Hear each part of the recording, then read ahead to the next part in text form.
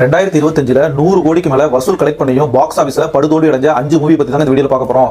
Number 5 பொசிஷன்ல பாத்தீங்கன்னா இயக்குனர் ஏஆர் முருகதாஸ் இயக்கத்துல வெளிவந்த சிக்கந்தர் மூவி தாங்க. இந்த படத்துல சல்மான் கான், ரஷ்மிகா மந்தனா லீட் ரோல் பண்ணியிருப்பாங்க. இந்த படத்தோட மொத்த பட்ஜெட் பாத்தீங்கன்னா 200 கோடிங்க. இந்த படத்தோட பாக்ஸ் ஆபீஸ் கலெக்ஷன் வெறும் 110 கோடி தாங்க. இந்த படம் பாக்ஸ் ஆபீஸ்ல ஒரு தோல்வி படமா அமைஞ்சிச்சு. அடுத்ததா நம்பர் 4th பிளேஸ்ல தம்மா மூவி தான் இருக்கு. இந்த படம் பாத்தீங்கன்னா ஒரு ஹாரர் காமெடி படமா வெளிவந்திருக்கும். இதுலயும் வந்து ரஷ்மிகா மந்தனா லீட் ரோல் பண்ணியிருப்பாங்க. இந்த படத்தோட மொத்த பட்ஜெட் 140 கோடி. இதோட பாக்ஸ் ஆபீஸ் கலெக்ஷன் பாத்தீங்கன்னா 134 கோடிங்க. இது ஓரளவுக்கு பரவாயில்ல அப்படின்னு நீங்க நினைச்சாலும் கூட இதுவுமே வந்து பாக்ஸ் ஆபீஸ்ல ஒரு தோல்வி படம் தான். அடுத்து பாத்தீங்கன்னா நம்பர் 3 பொசிஷன்ல வார் 2 மூவி தான் இருக்கு. இதுல ஜூனியர் என்டிஆர், கிருத்திக் ரோஷன் நடிச்சிருப்பாங்க. இந்த படத்தோட மொத்த பட்ஜெட் பாத்தீங்கன்னா 325 கோடி. இதோட பாக்ஸ் ஆபீஸ் கலெக்ஷன் வெறும் 236 கோடி தாங்க. இதுவுமே வந்து பாக்ஸ் ஆபீஸ்ல ஒரு தோல்வி படமா அமைஞ்சிச்சு. அடுத்ததா நம்பர் 2 பொசிஷன்ல தமிழ் சினிமாவோட பிரம்மாண்ட இயக்குனர் அப்படின்னு சொல்லப்படுற சங்கர் இயக்கத்துல வெளிவந்த கேம் சேஞ்சர் படம் தாங்க. இந்த படத்துல வந்து ராம் சரண் நடிச்சிருப்பாரு. இந்த படத்தோட பட்ஜெட் மட்டும் பாத்தீங்கன்னா 450 கோடிங்க. ஆனா இதோட மொத்த பாக்ஸ் ஆபீஸ் கலெக்ஷனே பாத்தீங்கன்னா 134 கோடி தாங்க. இது பாக்ஸ் ஆபீஸ்ல அட்டர் ஃபிளாப் ஆச்சு. அடுத்ததா நம்பர் 1 பொசிஷன்ல இருக்க மூவி என்னன்னு பார்க்க முன்னாடி இந்த வீடியோக்கு ஒரு லைக் பண்ணிக்கோங்க, நம்ம சேனலை ஃபாலோ அண்ட் சப்ஸ்கிரைப் பண்ணிக்கோங்க.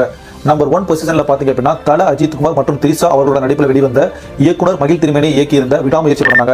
இந்த படத்தோட மொத்த பட்ஜெட் பாத்தீங்கன்னா 225 கோடி. இதோட பாக்ஸ் ஆபீஸ் கலெக்ஷன் வெறும் 134 கோடி தாங்க. இதுவுமே வந்து ஒரு பாக்ஸ் ஆபீஸ்ல தோல்வி படமா அமைஞ்சிச்சு. இந்த 5 மூவில எது அண்டர் ரேட்டட் மூவி அப்படின்னு சொல்லிட்டு நீங்க ஃபீல் பண்றீங்க அப்படிங்கறத மறக்காம கமெண்ட் பண்ணுங்க. உங்க கோவம் எனக்கு புரியுது.